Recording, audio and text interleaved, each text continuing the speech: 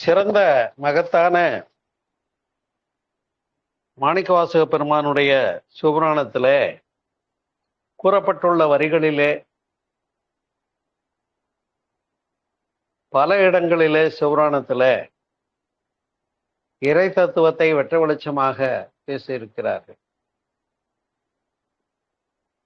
அந்த இறைநிலை என்று சொல்லக்கூடியது எவ்வாறு உள்ளது என்பதை விளக்கியது மட்டுமல்ல, இன்னும் சொல்ல போனால்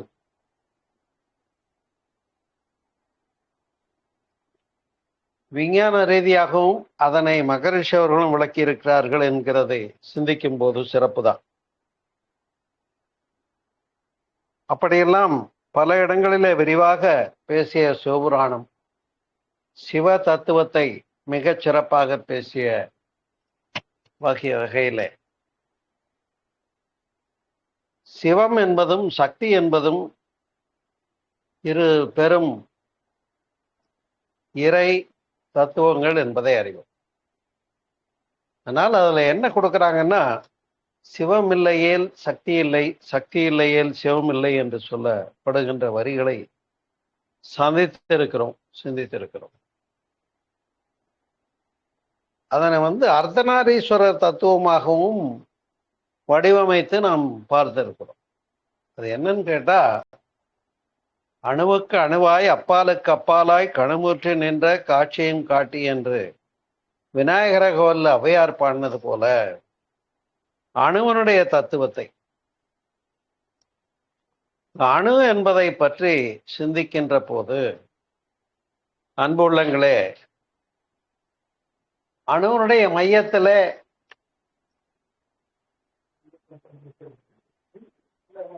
ஒரு மையக்கரு என்ற பகுதி சுழன்று கொண்டிருக்கிறது என்பதை நாம் அறிவோம்.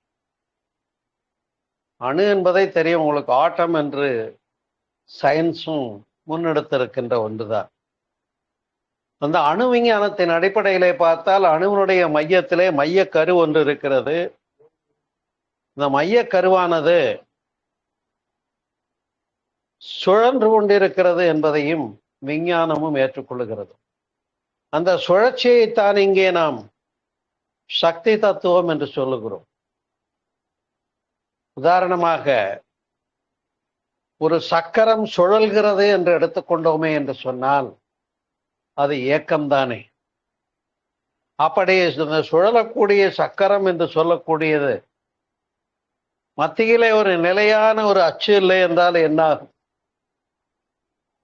அது ஒழுங்கில்லாத சுழற்சியாகிவிடும். ஒழுங்கான ஒரு சுழற்சி எங்கும் எதிலும் நிறைந்திருக்கிறது என்பதை புரிந்து கொள்ள வேண்டும் என்று சொன்னால் சிவ தத்துவத்தின் மூலமாகத்தான் விளங்கிக் கொள்ள முடியும். அந்த சுழற்சி என்று சொல்லக்கூடியதை சக்தி என்று முந்தையோர்கள் உணர்ந்து தெரிந்து தெளிவித்தார்கள். அந்த சுழற்சியினுடைய மையத்தில் ஒரு நிலையான ஒரு புள்ளி, நிலைப்பகுதி ஒன்று உண்டு. அந்த நிலைப்பகுதி என்று சொல்லக்கூடியது சிவமன்றி வேறில்லை. ஆகையினாலேதான் பல இடங்களிலே இந்த விளக்கத்தை சிவபுராணம் மேற்கொண்டிருக்கிறது. அன்புள்ளங்களே, முதல்ல தொடங்கும் போதே ஏகன் அநேகன் இறைவன் அடிவெல்க என்று. இந்த ஏகன் அநேகன் என்றால் என்ன? ஒன்றானவன் பலவுமானவன் என்பது. ஏன்னா ஒன்றிலிருந்து தான் பலது வந்திருக்க முடியும். மூலம் ஒன்றாக மட்டுமே இருந்திருக்க முடியும். அப்ப அந்த மூலம் ஒன்றே என்பதை எல்லா மதங்களும் ஏற்றுக்கொண்டிருக்கிறது.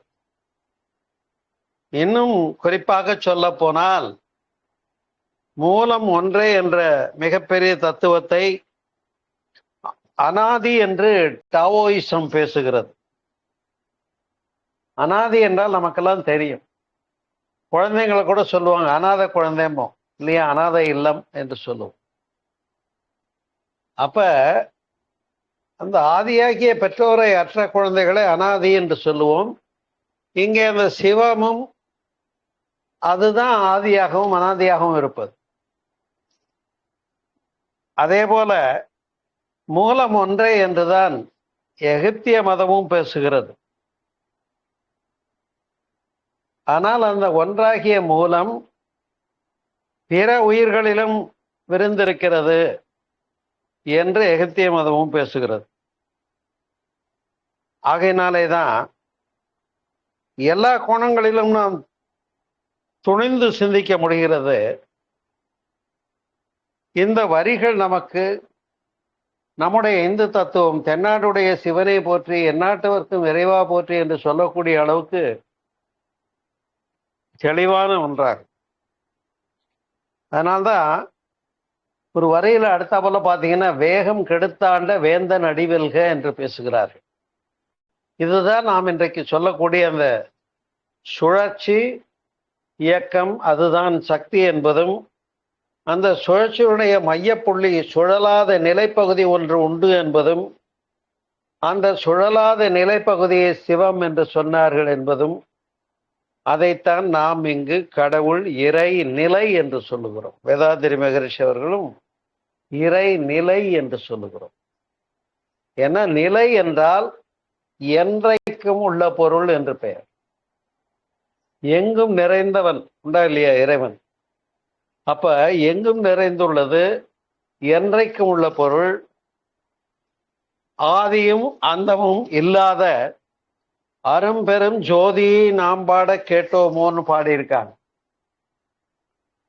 அப்ப அந்த முதலும் முடிவும் இல்லாதவன், அதான் அங்கே உள்ள சிறப்பு. அது என்ன அப்படின்னு கேட்டா, என்றைக்கும் உள்ள பொருள் என்பதுதான் இறைவனுக்குரிய இலக்கணம். இதை எங்கும் பேசுகின்றார்கள் பெரியவர்கள். அப்ப வேகம் கெடுத்தாண்ட வேந்தன் அடிவெல்க என்ற வார்த்தையை எதற்காக அங்கே முன்வைத்திருக்கிறார்கள் என்று சொன்னால், வேகம் என்பது சக்தி இயக்கத்தை குறிக்கிறது. வேகம் என்பது சுழற்சியாகிய இயக்கத்தை குறிப்பிடுகிறது. அந்த வேகம் என்ற சுழற்சிக்கு மத்தியில வேகம் கெடுக்கப்பட்ட போது, வேகம் நீக்கப்பட்ட போது, வேகமாகிய சுழற்சி இயக்கம் கழிக்கப்பட்ட போது, வேகமில்லாத நிலைப்பகுதி மையத்தில் இருக்கிறது இயல்புதானே. ஒரு ஃபேன் சுத்துதுன்னா அதுக்கு அச்சு வேண்டும், சக்கரம் சுத்துதுன்னா அச்சு வேண்டும். சூரிய குடும்பத்துல கோள்கள் சுத்துதுன்னா சூரியன் என்ற மைய புள்ளியை வச்சுதான் சுத்துது.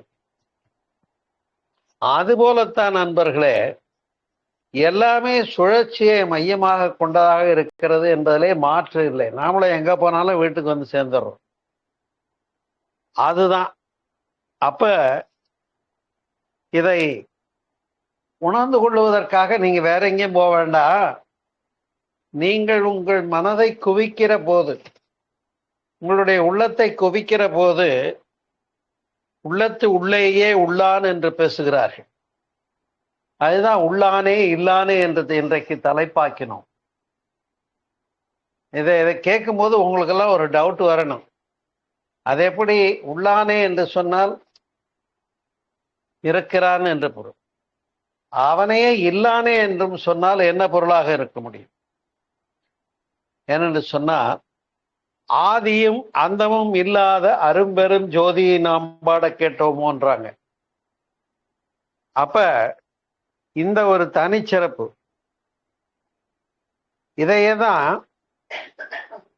ஜொராஷ்டிர மதமும் கடவுள் ஒருவரே என்றும், எல்லா மற்றவைகளிலும் எல்லா உயிர்களிலும் மறைபொருளாக இருக்கிறது அந்த கடவுள் என்று சொல்லுகிறது.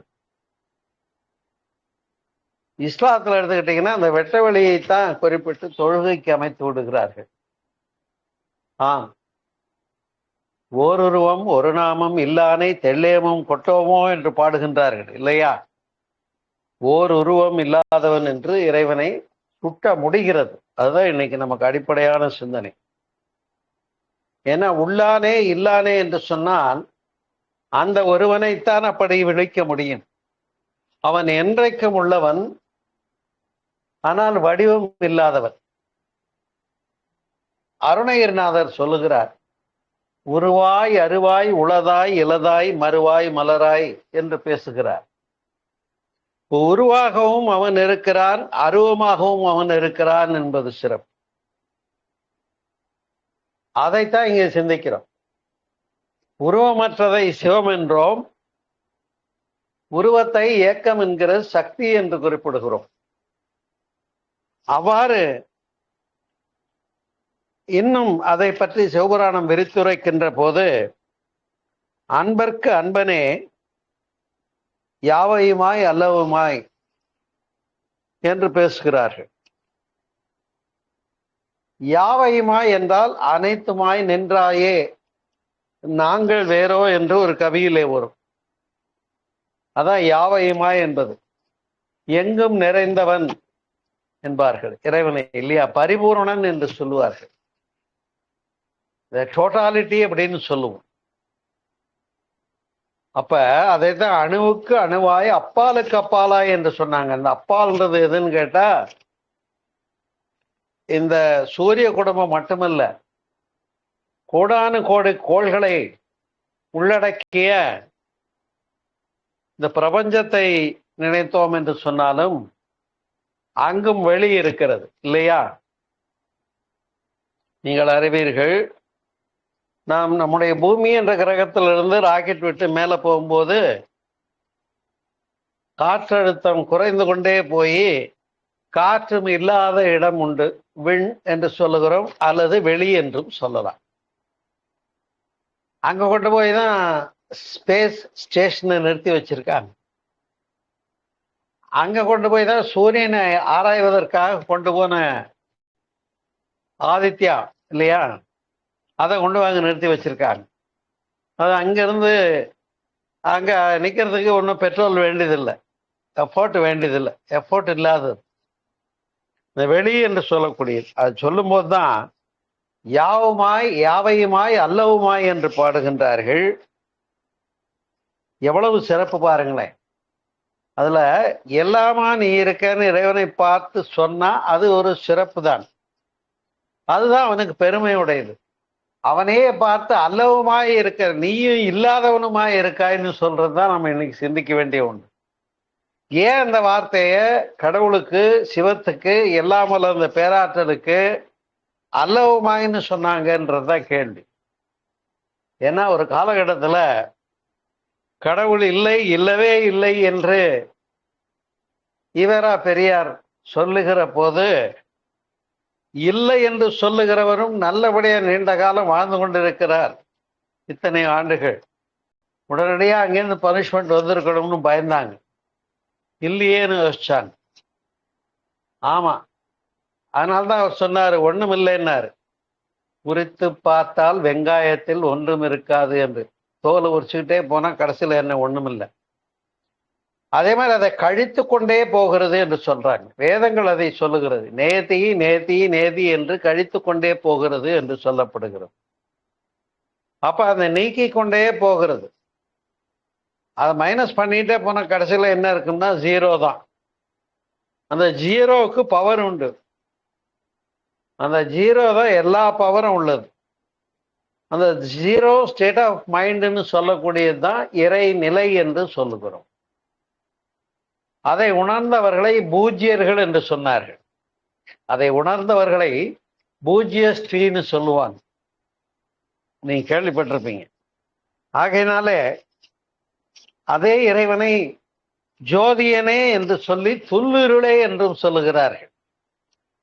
இறைவனை பார்த்து ஜோதி என்று சொன்னால் ஒரு அழகான இடம். வள்ளல் பெருமானாரும் சொல்லுகிறார், ஜோதி என்று சொல்லக்கூடியது அருட்பெரும் ஜோதி ஆண்டவரை உங்களுக்காக வழங்குகிறேன், உருவம் கடந்து ஜோதி வழிபாட்டுக்கு வாங்க என்றார். அதே ஜோதி வழிபாட்டை சுட்டி காட்டியது ஆதிசங்கரரும்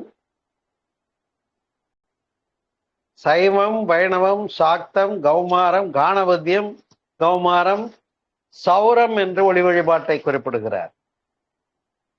அப்ப அருட்பெரும் ஜோதி, அருட்பெரும் ஜோதி, தனிப்பெரும் கருணை என்று ஒளியை இறைவனாக சொல்லியிருந்தால் அது நாம் ஏற்றுக்கொள்ளக்கூடிய ஒன்று.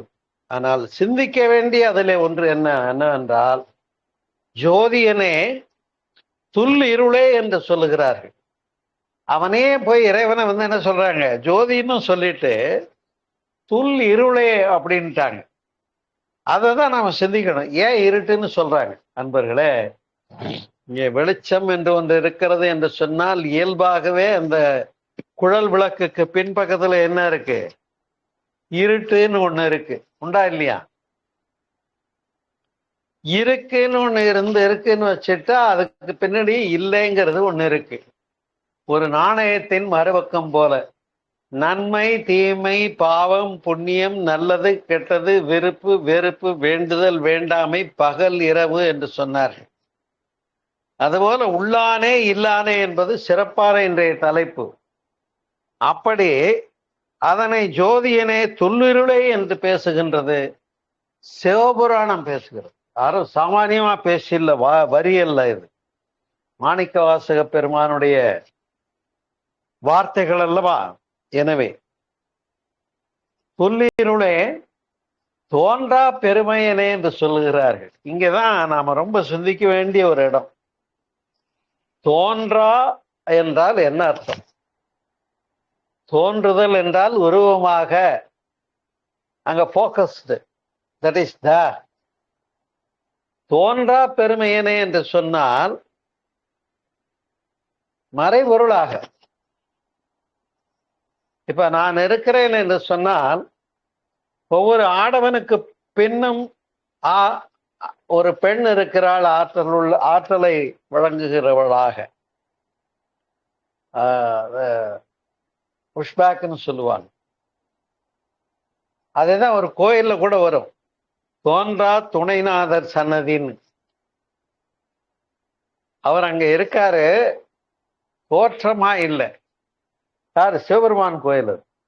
தோன்றா துணைநாதர் இருக்காரு, ஆனால் மறைபொருளாக இருக்கிறார், தெரியல. ஏன்? அதனால்தான் சிவலிங்கத்தை ஒருவாய் அருவாய் அருவா ரூபமா வச்சாங்க. நீங்க அதை கொஞ்சம் யோசிக்கணும். ஏன் நடராஜர் வடிவத்தில் கொடுத்தாங்கன்னா, ஊழி பெருநடனம் என்று பெயர். இந்த பிரபஞ்ச இயக்கம் இருக்கு பாருங்க, அது ஊழி பெருநடனம், காஸ்மிக் டான்ஸுங்கிறது தான். நடராஜ பெருமான் சிதம்பரத்திலே தில்லையிலே டான்ஸ் ஆடிட்டு இருக்காருன்னா, இந்த பிரபஞ்சமா பேரியக்க மண்டலமா முழுவதுமாக இயங்கி கொண்டிருக்கக்கூடிய அந்த பெரு அழகை குறிப்பிடுகின்ற இடம் அது. சும்மா இல்லை. இந்த தத்துவத்தை உணர்ந்ததுனால்தான் மேலை நாடுகளிலே வைக்கப்பட்டிருக்கக்கூடிய அந்த விண்வெளி ஆராய்ச்சி ஸ்பேஸ் சென்டருக்கு வெளியில மிகப்பெரிய நடராஜர் சிலையை வச்சிருக்காங்க. நீங்கள் அறிந்திருப்பீர்கள், பார்த்திருப்பீங்க. அப்படி தோன்றா பெருமையனே என்று பேசிட்டு, ஆதியனே, ஆதின மூலம் இல்லையா? ஆதி மூலம் தான். யாருக்கு பேரு? விஷ்ணுவுக்கு பேர் ஆதி மூலம். அதே போல ஆதி சேஷன் என்ற ஒரு வார்த்தை உண்டு. இதுவும் சிந்திக்க வேண்டிய நேரத்துல. ஆதி என்றால் ஒன்றுமில்லை பாழ் என்று பேசிக்கொண்டு இருக்கிறோம், வெட்ட வெளி என்று பேசிக்கொண்டு இருக்கிறோம். அந்த ஆதி என்ற வெளி தன்னெழுச்சி பெற்ற போது அததான் ஆதி சேஷன். சேஷம், சேஷம் என்றால் பிறழ்தல், மாற்றம் பெறுதல் என்று பெயர். எனவே சிவம் என்ற நிலை தத்துவத்தை உள்ளடக்கி அது சும்மா இருக்க முடியாம தனக்குத்தானே twisted itself னு வேதாதிரி மகிழ்ச்சி விளக்குறாங்க. அழுத்தமென முந்து ஆற்றல் ஒன்றை கொண்டே அணுமுதலாய் என்ற கோடி அனைத்துமாகி அப்படிங்கிறார். அப்ப அந்த அந்த மையத்துல ஏற்பட்ட அழுத்தம் அதிகமாகி அது சுழற்சியாக வந்தத அழுத்த புள்ளியை, நிலைப்புள்ளியை சிவம் என்றும், சுழன்ற இயக்கத்தை சக்தி என்றும் சொன்னார்கள். விண்ணிலும் அது இருக்கிறது, அணுவிலும் அது இருக்கிறது, அணுவுக்கு அணுவாய் அப்பாலுக்கு அப்பாலாய் என்று பாடிய இடமும் அதுதான். எனவே இதைத்தான் மிக சிறப்பாக அனாதி என்று சொன்னதை பார்த்தோம். வெட்டவெளியை தொழுகை என்று அந்த வெளியை பற்றி இஸ்லாமும் போற்று பகர்கிறது. வேதாதிரி மகரிஷி அவர்களும் துரியாதீதத்திலே நம்மை வெட்டவெளி நிலையிலே தவமியற்ற பழக்கினார்கள். இன்னும் சொல்ல போனால் சீக்கிய மதமும் கடவுள் ஒருவரே என்று சொல்லுகிறது. ஆனால் அந்த கடவுளுக்கு வடிவமில்லை என்று சொல்லுகிறது. நம்ம பாட்டில் பாடுறாங்க, பார்க்கும் இடமெங்கும் நீக்கமர நிறைந்த பரிபூரணானந்தமே என்று தாய்மானார் பாடுறாங்க. அப்ப எங்க பார்த்தாலும் நீ தான் இருக்கேங்கிறது தான் உண்மை. கடவுளை தேட வேண்டியதில்லை. எங்கும் இருக்கிறார் என்று சொன்னால் தூணிலும் இருப்பார் துரும்பிலும் இருப்பார் என்று சொன்னார்கள். இந்த இடத்துல நாம் ஆராய்ச்சிக்கு எடுத்துக்கணும். தூணிலும் இருப்பார்னா என்ன தெரியுமா? தூணை பிளந்து கொண்டே வாங்க. லாஸ்ட் பார்ட்டிகள் அணு என்று பெயர். அணுவை நீண்ட காலம் பிளக்க முடியாது என்று அறிந்திருந்தார்கள். அப்புறம் ஒன் ஃபைன் மார்னிங் அணுவை உடைக்கலாம் பிளக்கலான்னு கண்டாங்க. அணுவை பிளந்த போது அணுவனுடைய மையத்திலே மையக்கரு சுழன்று கொண்டிருக்கிறது. அந்த சுழற்சியை கடந்து எலக்ட்ரான் புரோட்டானும் சுத்திக்கிட்டு இருக்குன்றதெல்லாம் கண்டுபிடிச்சிச்சு சயின்ஸ். ஆனா அந்த சுழற்சியை இங்கே சக்தி என்றார்கள் நம்முடைய முந்தையோர்கள். சுழற்சியினுடைய மையத்திலே இருக்கக்கூடிய வெளி இருக்கிறது பாருங்கள், இயக்கமில்லாத நிலைப்புள்ளி, அதனை சிவம் என்று சொன்னார்கள் முந்தையோர்கள். ஆகையினாலேதான் இங்கும் பாடுகிறார்கள், அங்கு இங்கு எனாதபடி, அங்கு இங்கு என்று எனாதபடி, அங்கு இங்கு எனாதபடி, அங்கிங்கு எனாதபடி எங்கும் பிரகாசமாய் ஆனந்த பூர்த்தியாகி. ஏன்னா அந்த பெருநிலை எப்படி இருக்குன்னா ஆனந்தமயமா இருக்கு. அதனுடைய சுபாவம் என்னன்னு ஆனந்த கோஷம், ஆனந்தமய கோஷம், அன்னமய கோஷம், பிராணமய கோஷம், மனோமய கோஷம், விஞ்ஞானமய கோஷம், ஆனந்தமய கோஷம். நாம இதெல்லாம் ஆராய்ச்சி பண்ணிட்டு இருக்கோம்னா இது விஞ்ஞானம், விஞ்ஞானமய கோஷம். ஆராய்ச்சி பண்ணி அறிஞ்சு தெரிஞ்சு அதுவாக நின்ற போது விஞ்ஞானமய கோஷம். எப்படி? விஞ்ஞானமய கோஷம் என்று சொல்லக்கூடிய. அதனால்தான் அங்கிங்கு எனாதபடி எங்கும் பிரகாசமாய் ஆனந்த பூர்த்தியாகி அருளோடு நிறைந்தது அது, அருளோடு நிறைந்தது அது.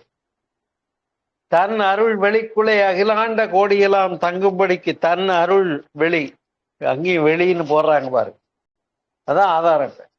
வெட்ட வெளிதான் சிவமுங்கிறதுக்கு இங்க ஆதாரம் இருக்கு.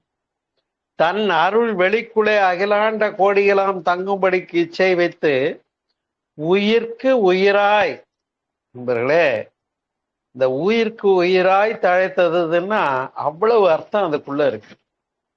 ஏன்னா உயிர் என்பது என்ன என்று நான் என்னுடைய புத்தகம் ஒன்று எழுதி கொண்டிருக்கேன். பிறப்புக்கு முன்னும் இறப்புக்கு பின்னும் உயிரின் நிலைன்னு புத்தகம் எழுதிட்டு இருக்கேன். அதுல உயிரை பற்றி விளக்கி கொண்டிருக்கிறேன். கிட்டத்தட்ட புத்தகம் முடியும் தருவாயில் இருக்கிறது.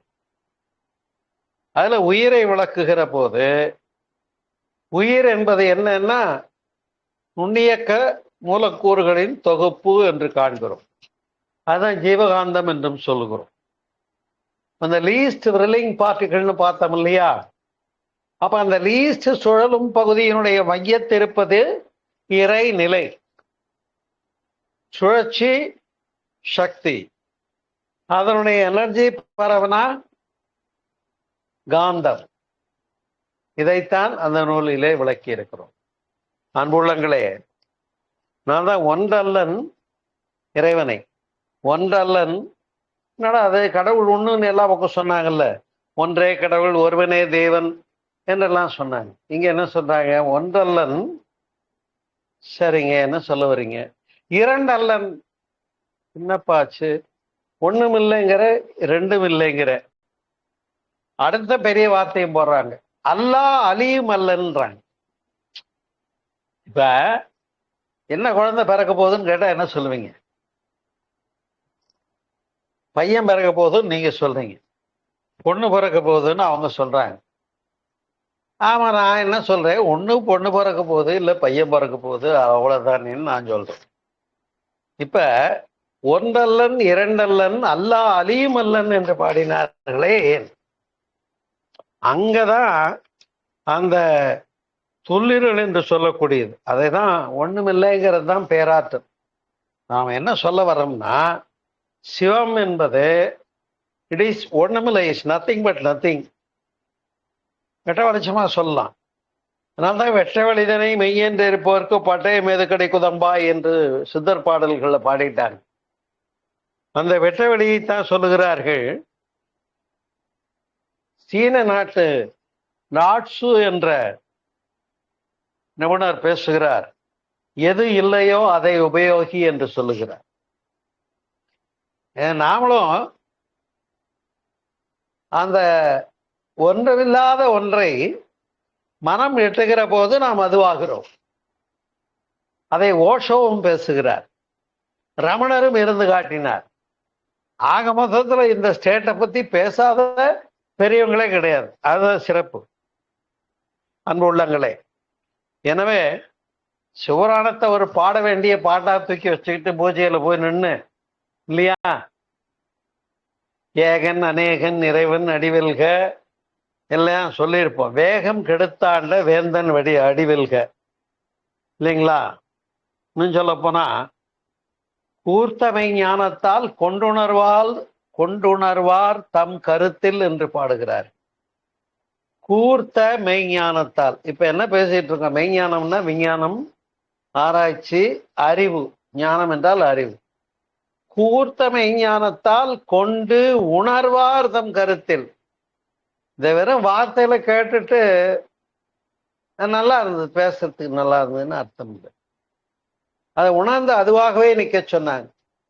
கூர்த்து ஒன்றி ஒடுங்கி லயித்து நுணுகி கூர்த்து உணர்வார் தம் கருத்தில், சிந்தையில். அதனால்தான் கரம் குவிவார் உள்மகிழும் கோன்கழல்கள் வெல்க, சிவபுராணமே சொல்லுது. அப்ப கூர்த்த மெய்ஞானத்தால் கொண்டுணர்வார் தம் கருத்தில் நோக்கரிய நோக்கே. நோக்கு பார்வை, நோக்கு எட்டல, பார்வைக்கு எட்டலைங்களே, கண்ணுக்கு தெரியலையே, எவ்வளவு தூரத்தில் இருக்கு.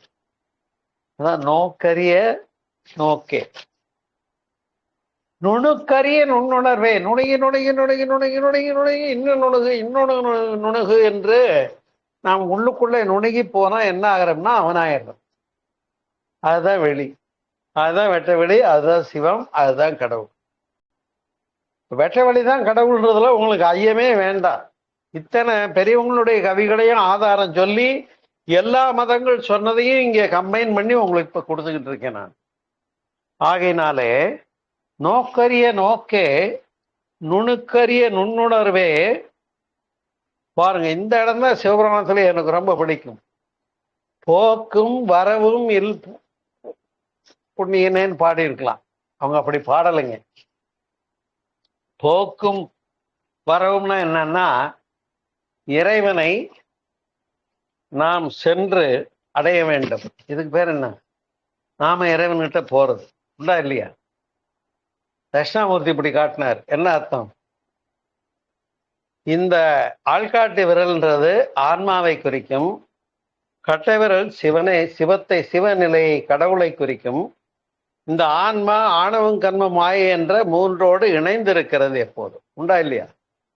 இந்த ஆன்மாவாகிய ஆள்காட்டி விரல் மற்ற விரல்களோடு இணைந்திருக்கிறது. மற்ற விரல்கள் ஆணவம் கண்மம் மாயை. இந்த சிவம் போய் ஆன்மாவை சேர முடியாது, புரியுதுங்களா? சிவம் போய் ஆன்மாவை சேர முடியாது. இந்த ஆணவம் கண்மம் மாயை என்ற மும்மலங்களை ஆன்மா நீங்குகிற போது அது எங்க போய் சேரும்? அங்க சிவத்தோட போய் சேரும். இதைதான் சென்முதிரை விளக்குகிறது. இதை சொல்லாம சொன்ன இடம் தான் தட்சிணாமூர்த்தியினுடைய சென்முதிரை தத்துவம். அதுதான். இதைதான் குரு பேசுகிறார். குரு பேசல, பேசாது உணர்த்திய மெய்ப்பொருள் தான் என்று அருணகிரிநாதர் பாடுகிறார். பேசா மெய்ஞான நிலை பெற்றிருப்பது எக்காலம். அப்ப அதுதான் மோனம் என்பது ஞான வரம்புன்னு அவையார சொல்றாங்க. இப்ப பாருங்க, எத்தனை பெரியவங்க இந்த இடத்த சொல்றதுக்கு அவங்கவுங்க வார்த்தையில இதையே போட்டு ஸ்தாபிதம் பண்ணியிருக்காங்கன்றது இப்ப நாம் சிந்திக்கின்ற இந்த கருத்துக்கு உறுதிப்பாடு. நோ டவுட் இதைத்தான் எல்லாரும் சொல்லியிருக்காங்க. நீங்க நம்பிக்கையா சொல்லலாம், தைரியமா சொல்லலாம். சிவம்னா வெட்டவெளி, வாழ், பரவெளி, பிரம்மம் அசைவற்று இருப்பது. பிரம்மகத்தின்னு சொல்றாங்க இல்லையா, பிரம்மகத்தியை பிடிச்ச மாதிரி உட்காந்துருக்காயா, அசைவற்றது. வாழ், பரவெளி, பிரம்மம், நிர்விகற்பம், நிர்மலம், மலங்கள் அற்றது. இப்பதான் 3 மலங்களில் இருந்து ஆன்மா நீங்குவதை பற்றி சொன்னேன். நிர்மலம், நிர்குணன், இறைவனை நிர்குணன் என்று சொல்லுகின்றார்கள். எண்குண பஞ்சரனைன்னு வருது, அதுலயும் இந்த விளக்கங்கள்லாம் வருது. இப்படி எத்தனை கோணத்துல நம்ம சிந்திச்சாலும் அதே அந்த ஒரு பொருளை பற்றி ஒரே பொருள்ல தான் விளக்கி இருக்காங்களே தவிர வேறு வேறு இல்லவே கிடையாது அன்பர்களே. ஆகையினாலே இந்த நோக்கரிய நோக்கே நுணுக்கரிய நுண்ணுணர்வே போக்கும் வரவும் இலா. இந்த இடம் எனக்கு ரொம்ப பிடிக்கும். ஏன்னா எல்லாரும் என்ன சொல்லிட்டு இருக்காங்கன்னா கடவுளை போய் அடையணும்னு சொல்லிட்டு இருக்காங்க. நான் என்ன சொல்லிட்டு இருக்கேன், கடவுளை போய் அடையிறதே வேலை இல்லை. இல்லை, உங்களுக்கு வேலையே இல்லை. அது போகிற இடம்னு அங்க ஒரு இடம் இல்லைங்க. வீடு பேருன்னு போய் அடையணும்னு சொல்லாதீங்க. வீடு பேருன்னு ஒண்ணு கிடையாது. இங்க அகத்தை பொறுத்தவரையிலே உங்களிடத்திலே உள்ள ஆணவம் கண்மம் மாயை என்ற மும்மலங்களை விட்டால், காம குரோத லோப மோக மதம் ஆச்சரியங்களை விட்டால், பழவினை புகுவினை பதிவுகளை விட்டால், விடுவதை விட்டால் பெறுவது பேரு. விடுவதை விட்டால் பெறுவது பேர். அப்ப இங்க விட வேண்டியதை விட்டால் தானா அதுவாதான் இருக்கு. மிச்சம் அங்க எது இருக்கும், எல்லாத்தையும் கழிச்சு விட்டால் இருப்பு அங்கே மிச்சமாகும். அதைதான் போக்கும் வரவும் புணர்வுமிலா புண்ணியனே என்று சொல்லுகிறார். உணர்வுனா என்ன? சேர்றது, இறைவனோட சேர்றது. அப்ப அவங்ககிட்ட போய் சேர்றதுன்னு ஒண்ணு இல்லைன்னு அவங்களே ஒத்துக்கிட்டாங்க சிவபுராணத்துல. ரொம்ப அழகான இடம், தயவு பண்ணி இதை புரிஞ்சுக்கோங்க. ஏனென்றால் வெளி எங்கு இல்லை. நீங்க ரொம்ப நல்லவங்க, கடவுள் எங்க இருக்காருன்னு ஒத்துக்கிறீங்க? உங்களதான் கேட்கிறேன், கடவுள் எங்க இருக்காருன்னு ஒத்துக்கிறீங்களா இல்லையா? கடவுள் எங்க இருக்கார்? சதமோடு சொல்லுங்க. எங்க இருக்கார்? எங்க இருக்காருன்னா தூணிலும் இருப்பார், துரும்பிலும் இருப்பார், அண்டத்திலையும் இருப்பார், பிண்டத்திலையும் இருப்பார், பிரபஞ்சத்திலையும் இருப்பார், இயக்கத்திலையும் இருப்பார். பேரியக்க மண்டலம் முழுவதும் காஸ்மிக் டான்ஸா நடராஜர் ஆடுறாருன்னு சொல்லிட்டு எல்லா பக்கமும் அந்த இறைவன் இருக்காருன்னு சொல்லிட்டு எனக்குள்ள மட்டும் இல்லைன்னு சொல்லிட்டு அவரே உங்களுக்குள்ள ஒதுக்கி வைக்கிறீங்க. புரியுதா? அப்ப உங்களுக்குள்ள கடவுள் இருக்காரா இல்லையாங்கிறது தான் இப்ப என்னுடைய ஆர்குமெண்ட். அதைத்தான் இங்க சொல்றாங்க. போக்கும் வரவும் புணர்வுமிலா புண்ணியனை. அந்த இறைவன்கிட்ட போய் நீ ஒண்ணு சேர்ற பேச்சுக்கே இடம், சேர்ற பேச்சுக்கே இடம். போக்கும் வரவும் புணர்வுமிலா புண்ணியனே என்று பாடி இவ்வளவு தூரம் இதை விளக்கிய பின்னர் கடைசியா அதையும் சொல்ல வேண்டியும் சொல்லிடுறேன் அப்படின்னு ஒரு வரி சொல்றாங்க. என்ன தெரியுமா? இவ்வளவு தத்துவங்களை உள்ளடக்கி சிவபுராணம் பேசிவிட்டு இதையெல்லாம் வாயால பாடிட்டு போயிடாதையா, புரிஞ்சு நீ அதுவாதான் இருக்க, நான் அவனோடு இருக்க வேண்டியது யார் வேலை? நம்ம வேலை தான். அப்ப இதையெல்லாம் வாயில பாடிடாத. சொல்லிய பாட்டின் பாட்டு தானே சிவபுராணம். சொல்லிய பாட்டின் பொருள் உணர்ந்து செல்லுவர் சிவபுரத்தினோடு. பொருள் புரிஞ்சுட்டாங்கன்னா அவங்கிட்டே போயிடுவீங்க. யாருட்ட? சிவபெருமான்கிட்டே போயிடுவீங்க. நண்பர்களே, பழனியிலே சிவபுராணம் முற்றோதல் நடந்தது. பெரிய திருமண மண்டபம், நல்ல வரவேற்பு. நானும் போயிருந்தேன். எல்லாருக்கும் ஒரு திருவாசகம் புத்தகம் இலவசமா கொடுத்தாங்க. எனக்கு ரொம்ப சந்தோஷம். திருவாசகத்தை புக்கை வச்சு படிக்கிற அளவுக்கு நான் பெரிய மனுஷன் ஆயிட்டேனான்னு எனக்கே ஆச்சரியம். அப்படியே உட்கார்ந்து ஆரம்பிச்சாங்க. சிவபுராணம் பாடிக்கிட்டே வந்தாங்க. சிவபுராணம் இது போல நானும் ஆராய்ச்சிக்கு எங்க பெரியவங்க பாடிய போதெல்லாம் கேட்டு கேட்டு எனக்குள்ள பொருள் விளங்கிய ஒன்றுதான். அதனால நல்லா இப்ப எப்படி இதை பொருள் புரிஞ்சு பேசிட்டு இருக்கோன்னா அது மாதிரி வந்தது. கடைசியா அதுல என்ன சொல்லிய பாட்டின் பொருளுணர்ந்து சொல்லுவர் செல்வர் சிவபுரத்தின் உடையன்னு சொன்னாங்க. அதுக்கப்புறம் நிறைய பாட்டு வந்தது. திருவாசகம் பூரா பாடிக்கிட்டே போனாங்க. எனக்கு ஒன்னே ஒண்ணு தோணுச்சு, பாடி விளக்கப்பட்ட பொருளை உணர்ந்து நிக்கத்தான் சொன்னாங்களே தவிர பொருளே புரியாம பாடிக்கிட்டே போக சொன்னாங்களா? அப்ப மற்ற பாட்டை எல்லாம் எல்லாரோட நான் பாடி பாடி பின்னாடியே ஓடி ஓடி பார்த்தேன். அர்த்தமே புரியாம பாடினா என்னையா அர்த்தம்னு தோணுச்சு. அப்படியே நான் ஏஞ்சி வந்துட்டேன். அன்பர்களே, அது ரைட்டோ தப்போ எனக்கு தெரியாது. நீங்க என்னை எப்படி வேணாலும் பனிஷ் பண்ணிக்கோ.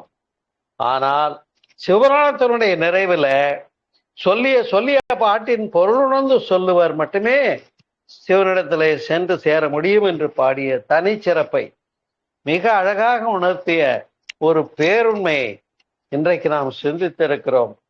எனவே யாவையுமாய் எல்லாமாய் அவன் இருக்கான், அல்லவுமாய் என்று சொன்னதுதான் எனக்கு இன்னும் ரொம்ப கான்ட்ரவர்சியான ஒரு வார்த்தையா இருந்துச்சு. அவங்களே அல்லவுமாய் இல்லைன்னுட்டாங்க, டினை பண்ணிட்டாங்க. சிவன் என்ன சொல்றாங்க? இல்லைன்னு சொல்றாங்க. ஏன் இல்லைன்னு சொல்றாங்க? அது இருப்பாக அமைந்தது. அதை இல்லைன்னு சொன்னாலும் அது பொருந்தாத வார்த்தை இல்லை, இருக்குன்னு சொன்னாலும் பொருந்தக்கூடிய வார்த்தை தான். இருக்குன்னு சொன்னால் சக்தியாக இருக்கிறது, இயக்கமாக இருக்கிறது. இல்லை என்று சொன்னால் இல்லாததுமாக அதுவே இருக்கிறது என்று கூறி இந்த ஒரு மெய்விளக்கத்தை புரிந்து கொண்டு நாம இறை வழிபாடு செய்யும் போது நாம செய்ய வேண்டியது என்னன்னு சொல்லிடுறேன். நீங்க ஒன்றும் பெரிய விஞ்ஞானம் எல்லாம் படிக்க வேண்டாம், ஆராய்ச்சி எல்லாம் பண்ண வேண்டாம். கரம் குவிவார் உள் மகிழும். உள்ளுக்குள்ள யார் இருக்குது? இப்படி கும்பிடும் போது கண்ணை மூடி உள்ளுக்குள்ள தானே போறீங்க. யார் இருக்கிறது? அவன் தான் இருக்கான். அங்கேயே நான் இருக்கேன் அப்படின்னு என் பேரை சொல்லாதீங்க. சோமசுந்தரம் இருக்கேன்னு சொன்னீங்கன்னா அவனை தள்ளி விட்டுட்டீங்கன்னு அர்த்தம். நீங்க இருக்கீங்கன்னு உங்க பேரை சொன்னீங்கன்னா அவனை நீக்கிட்டீங்கன்னு அர்த்தம். அந்த பிழையை செய்யாதீர்கள். உங்களுக்குள் அறிவாக இருப்பது அந்த இறைநிலையே என்று கூறி அந்த இறைநிலையைத்தான் வேதாந்திரி மகர்ஷி அவர்களும் சுத்தவெளி, வெட்டவெளி, பாழ், பரவெளி, பிரம்மம், நிர்விகற்பம், நிர்மலம், மோனம், தத்துவஸ்து, மெய்ப்பொருள், ஆதி, அனாதி, இறை, சிவம் அனைத்துமாக இருக்கிறது என்று சொன்னார். எனவே அந்த சிவம் இல்லாத இடமே இல்லை. அதனால்தான் அந்த சிவன் தென்னாடுடைய சிவனாக பேசப்பட்ட போதிலும் எந்நாட்டவர்க்கும் இறைவனாக வெட்டவெளி தொழுகையாக எல்லா மதங்களும் ஏற்றுக்கொண்டிருக்கிறது. எங்கெல்லாம் பேராற்றல் உண்டு என்று சொல்லுகிறார்களோ அங்கெல்லாம் சிவத்தை தரிசிக்கலாம் என்று கூறி இதை கூறுகின்ற சிவபுராணத்தை தயவு செய்து பொருள் புரிஞ்சு பின்பற்றி அதுவாகி நின்று மகிழ்வோம் என்று கூறி இந்த இனிய மாலை நேரத்திலே இந்த அருமையான ஒரு இனிய உரையை நிறைவு செய்து அமைகின்றேன். நன்றி, வணக்கம். நீங்களும் உங்கள் உள்ளத்தில் அந்த பெரும்பொருளை நிலைப்படுத்தி உய்க என்று நிறைவு செய்கிறேன். சிவபுராணம் சொல்லும் சிவ தத்துவம் இதுவே என்று கூறி நிறைவு. நன்றி, வாழ்த்துக்கள், வாழ்க வளமுடன். ஏதாவது கேள்வி இருந்தா கேட்கலாம், வாங்க.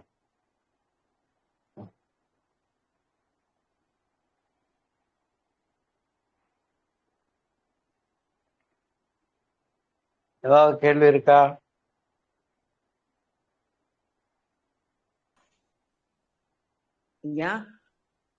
ஹலோ, சொல்லுங்கம்மா. நீங்க இப்ப சொன்னீங்களையா, நான் நமக்குள்ள இருக்கிறது சோமசுந்தரம் அப்படின்னு சொல்லாதீங்கன்னு சொன்னீங்கல்ல, அதுக்கு ஒரு அர்த்தத்தை நான் சொல்றேன். அதாவது நமக்குள்ளே இறைவன் ஜீவனா இருக்காருங்கிறத புரிய வச்சது சோமசுந்தர ஐயாதே. அது என்னுடைய அறிவல்ல, அது என்னுடைய குருவினுடைய அறிவை நான் வாங்கி கொடுக்கிறேன். அப்ப அதுவும் அறிவுதான், இதுவும் அறிவுதான். அதனால்தான் வேதாத்திரி மகர்ஷி அறிவே தெய்வம்னு சொன்னாங்க. அதையும் நாங்களும் அறிவாவே வாங்கிக்கிட்டோம். நாங்களும் மகிழ்ச்சிமா, மகிழ்ச்சிமா, ரொம்ப சந்தோஷமா. ஆமா, தெளிவான கருத்துங்க அது உள்வாங்கிறது. நல்லதுமா, ரொம்ப மகிழ்ச்சி. ஆமா, இந்த பாட்டு அத நீங்க சொன்னாப்புல புரிஞ்சு படிக்கிறப்ப அது நல்லா இருக்கும் சிவபுராணத்தை. ஆமா, அவ்வளவுதாங்க. அதனால்தான் அவங்களே அதை சொல்லிட்டாங்க. சொல்லிய சொல்லிய பாட்டின் பொருள் உணர்ந்து சொல்லுங்க தயவு பண்ணி. ஆமா. பொருள் உணர்ந்து சொல்லுவார் செல்லுவர் சிவபுரத். அப்ப செல்லுவர் பொருள் புரியாம பாடினேன்னா நீ அவன்கிட்ட போக மாட்டேன்னு அவங்களே ஜாடையா சொல்லிட்டாங்க. சொல்றாங்க. மகிழ்ச்சி மகிழ்ச்சி. என்ன காளீஸ்வரிமா என்னங்க? புரியுதா? ம். காளீஸ்வரி கேக்குறேன். ஆ, ஆ, ஆ. வேற யாராவது கேள்வி இருந்தா கேளுங்க, வாங்க மழை. நளினிமா பேசுறதுன்னா பேசுங்க, பார்வதி டீச்சர் பேசுங்க, நல்லாசிரியர். வாழ்க வளமுடன். வாழ்க வளமுடன். சொல்லுங்க. உங்களுடைய சிவபுராணத்தினுடைய பொருள் அடிக்கடி கேட்டிருக்கேங்க ஐயா. ஆ ஆ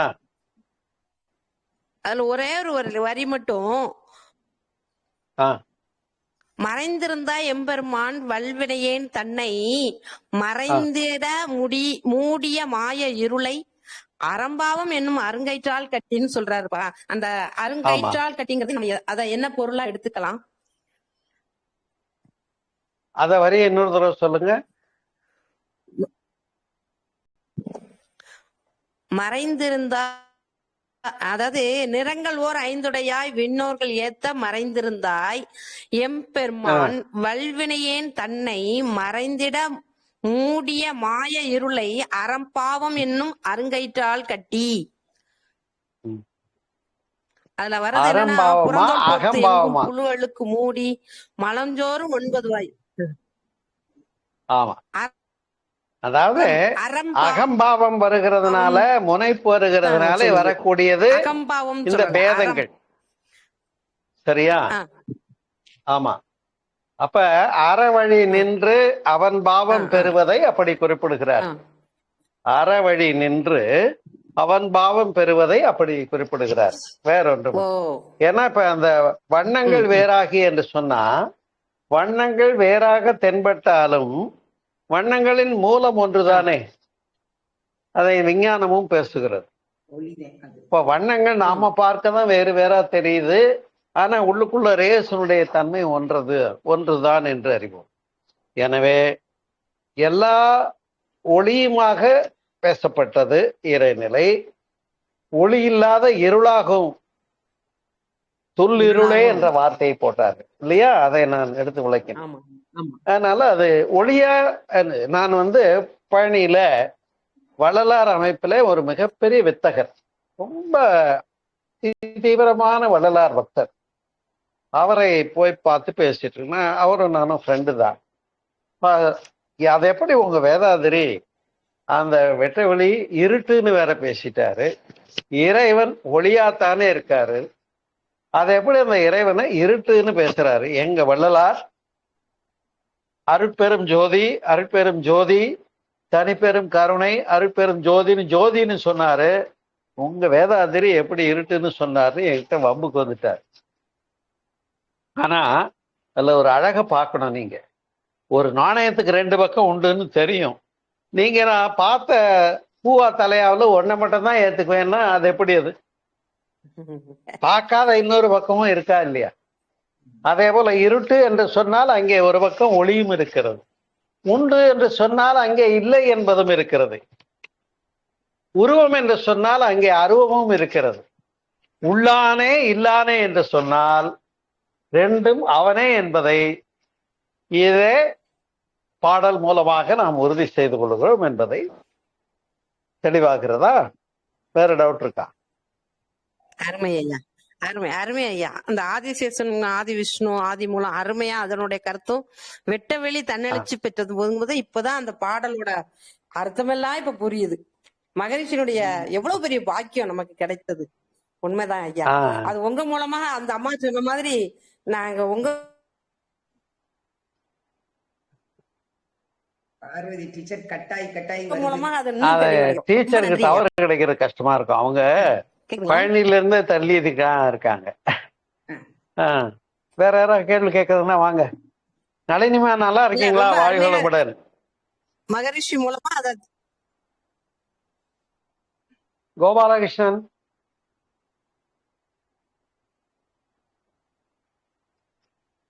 இன்றைக்கு பேசிய தலைப்பு இன்னும் மாடிஃபை பண்ணி பேசலாம். அது ஒரு நாளைக்கு நான் ஆனந்தேவத்துல பேசலான்னு.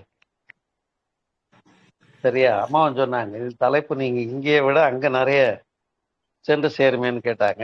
அந்த வகையில வெங்கடசாமி சார், டவுட் உண்டா? ஆடீஸ்வரி, ஒன்னும் ஐயா கேள்வி இல்லைன்னு அப்புறம் முடிச்சுக்கலாம். சொல்லுங்க. வணக்கங்க ஐயா. நான் லாஸ்டா தான் வந்தேன். ஆ நீங்க சொன்னது வரைக்கும் கவனிச்சுக்கிட்டுங்க ஐயா.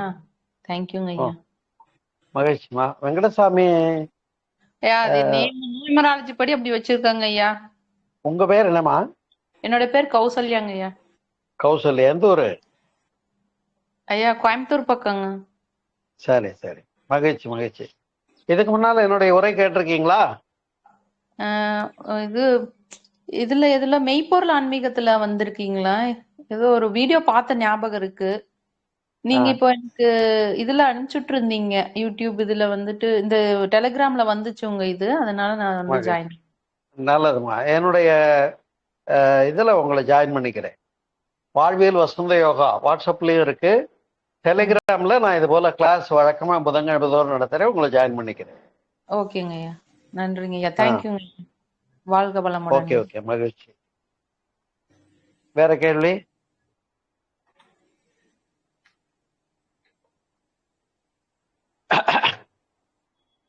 என்ன காலேஜ் சரியா வாயே திறக்க மாட்டேங்கிறீங்க? வேலையா இருக்கீங்களா? சரி, அப்ப முடிச்சுக்கலாமா? உங்களுக்கு ஏதாவது டவுட் உண்டா சபையில? வாழ்க வளமுடன் ஐயா. வாழ்களை விட நல்லா இருக்கீங்களா? நல்லா இருக்கீங்க ஐயா. சாரிங்க, என்னுடைய இப்பதாங்க நான் டேட்டா அட்டென்ட் பண்ணேங்கய்யா. என்னோட மைக்ரோஃபோன் வேற பர்மிஷனே இல்லாம இருந்தது. இப்பதான் நான் செட்டிங்ஸ்ல போய் ஆன் பண்ணேங்கய்யா. நல்லது நல்லது நல்லது. ரொம்ப அதுல நல்லதுங்கய்யா. அன்மியூட் பண்ணீங்கன்னா பேசலாம். ஆமாங்கய்யா, அது முதல்ல வராம இருந்ததுங்கய்யா. இப்போ நான் பர்மிஷன் போய் ஆன் பண்ணேங்கய்யா. அப்புறம் உங்க யூடியூப்ல தாங்க நான் கேட்கணும். ஆக்சுவலா இது ரொம்ப மீதி கேட்கும் போதே புரிஞ்சுது. எல்லாமே இறைவன், நாமே இறைவன், நமக்குள் இறைவன் இருப்பதும் நம்மை சூழ்ந்தும் இறை. சோ இறையை தவிர வேற எதுவுமே இல்ல. இந்த ஒரு கருத்து தான் நீங்க இல்லைங்களாயா? அப்போ வந்து நம்ம எங்க முள்ளான் எங்க இல்லைன்னே சொல்ல முடியாது. இப்ப இல்லைன்னு சொல்றவங்களையும் வெறுக்காதேன்னு சொல்லுது தெரியுமா? நம்ம மதத்துல யாரோ பெரியவங்க சொன்னதுதான். நான் அதை எங்க சொல்லியிருக்குன்னு சொல்லல ஐயா. அப்ப மத்தவங்க கிட்ட நம்ம பார்க்கும்போது எல்லாமே இறைத்தன்மையாவே நம்ம பார்க்கணும்னு நினைக்கும் போது சில சமயத்துல துஷ்டரை கண்டா தூர விலகு, இந்த மாதிரி எல்லாம் சில இதெல்லாம் சொல்லுவாங்களே இல்லைங்களா? அப்ப நம்ம வந்து எப்படிங்க நம்ம வந்து அவங்கள வந்து நம்ம வந்து நல்லது இல்ல இல்ல, அந்த பழமொழி நீங்கள் எடுத்துக்கொள்ள வேண்டாம். வேற ஒண்ணு சொல்லவா? சொல்லுங்கய்யா. புரிஞ்சுக்காம பேசுறவங்கள பார்த்தா கொஞ்சம் புரிஞ்சுக்கோன்னு தானே கேட்கணும். புரிஞ்சுக்காம பேசுறியேன்னு வெறுக்க வேண்டிய வேலை இல்லை. இதுக்கு உதாரணம், இயேசுநாதர் மன்னியுங்கள்னு சொன்னார். அப்பெல்லாம் பல்லுக்கு பல் கண்ணுக்கு கண்ணுன்னு பனிஷ்மெண்ட் தான் உண்டு இயேசுநாதர் காலத்துல. உங்களுக்கு தெரியும், அந்த நாடுகள்ல எல்லாம் உடனே முச்சந்தியில் நிறுத்தி பனிஷ்மெண்ட் தான். கையை விட்டு நாக்க விட்டு எல்லாம் பனிஷ்மெண்ட். ஆனா மன்னியுங்கள்னு சொன்னாரு. அதை புரிஞ்சுக்கல மக்கள். அவரை என்ன பண்ணாங்க உங்களுக்கு தெரியும், சிலுவையில அறைந்து தொங்க விட்டு டில் டெத்து இறந்து போகிறார். அப்புறம் உயிர்த்தான்றது வேற கதை, அதை நம்ம தனியா சிந்திப்போம். அப்ப அந்த சிலுவையில அவர் சொன்ன முக்கியமான வார்த்தைகளில் ஒன்று எனக்கு ரொம்ப பிடிச்சது. இதை தனியா என்னுடைய ஆன்மீக அறிவியல் யூடியூப் சேனல்ல பேசியிருக்கேன். இயேசுநாதர் சிலுவையில் மொழிந்த வார்த்தைகள்னு. அதுல புரியாம பேசுறவங்கள பார்த்து, புரியாம இருக்கவங்கள பார்த்து, பிதாவே இவர்களுக்கு மன்னியும், தாங்கள் இன்னது செய்கிறோம் என்று அறியாதவர்களாக இருக்கிறார்கள் சொன்னாரு பாருங்க. அப்ப புரிஞ்சுக்காம பேசுறதுன்னா நாம மூடர், முட்டாள்னு சொல்லுவோம். அப்ப முட்டாளை பார்த்து கோபம் வரணுமா இரக்கம் வரணுமா? சொல்லுங்க. அவ்வளவுதான். அப்ப அவன் புரிஞ்சுக்க வைக்க வேண்டியது யார் பொறுப்பு? புரிஞ்சுக்கிட்டவன் பொறுப்பு தான் புரிஞ்சுக்க வைக்க வேண்டியது. இப்ப இந்த உண்மை உங்களுக்கு புரிஞ்சு போச்சு. இப்ப நீங்க என்ன பண்ணா, இத புரியாம பண்றவங்களை பார்த்து என்ன பண்ண கூடாது, ஒதுங்கி விடு, ஒதுக்கி விடு இல்ல, அவனையும் அன்பால் அரவணைத்து உன்னுடைய உள்ளமாக மாற்றி விடுங்கிற இடம்தான் ஆன்ம நேய ஒருமைப்பாடு வள்ளலார் சொன்னார். அருமை அருமை, நல்ல விளக்கம். அன்பு, ஜீவகாருண்யம், கருணை, இதெல்லாம் பெரியவங்க புத்தர்ல இருந்து வள்ளலார் வரைக்கும் வேதாதிரியில் எல்லா பெரியவங்களும் பேசினாங்கன்னு சொன்னா, கடவுள் இல்லை என்று சொன்ன புத்த மதமும் சரி, ஜைன மதமும் சரி, அன்பு இல்லை என்று சொல்லவில்லை. அன்பே சிவம் என்று சொன்னார்கள். அன்பு சிவம் இரண்டென்பர் அறிவிலார் என்று திருமந்திரம் சொல்லுகிறது. எனவே அன்புதான் அடிப்படை. அந்த அன்பை நாம் கையில் எடுத்துக்கொண்டால் எல்லாரும் நமக்கு அடிமையாகி விடுவார்கள். உண்டா இல்லையா? ஆமாங்கய்யா, ஆமாங்கய்யா, மகிழ்ச்சி ஆமாங்க. மகிழ்ச்சி, ரொம்ப மகிழ்ச்சிங்கய்யா, மகிழ்ச்சிங்க. புத்தகம் முழு ஷேப்புக்கு வந்துருச்சுங்க. இப்ப சூப்பருங்க. அட்டைப்படம் நாளைக்கு போய் தயார் பண்ண வேண்டியிருக்கு. நல்லா சிறப்பா கிட்டத்தட்ட ஒரு தம்பி light 74 பக்கம் வரும். அற்புதங்கய்யா, அற்புதங்கய்யா, சிறப்புங்கய்யா. ம். எல்லாரும் கொடுத்து வச்சவங்கய்யா. உங்களுடைய இது பொக்கிஷம் எல்லாருக்கும் கிடைக்கிறதுக்கு பாக்கியங்கய்யாங்கிற எங்களோட பாக்கியங்கய்யா. நிச்சயமா. ரொம்ப நன்றி. நிறைவா பணி புத்தகத்துக்குள்ள பணி எல்லாம் முடிஞ்சிருச்சுமா. அட்டைப்படம் மட்டும் இப்ப ரெடி ஆயிடுச்சுன்னா அச்சேற்ற தயாராயிடலாம் அப்படின்னு இருக்கேன். உங்கள் எல்லாருடைய வாழ்த்துக்களும் நிறைக என்று சொல்லி வேற ஏதாவது கேள்வி உண்டா? நன்றிங்கய்யா, நன்றிங்க. மிக்க மகிழ்ச்சிங்க ஐயா. வாழ்க வளமுடன். ஆவலோட எதிர்பார்த்துக்கிட்டு இருக்கிறோம். மகிழ்ச்சி மகிழ்ச்சி, வாழ்க வளமுடன். நன்றி.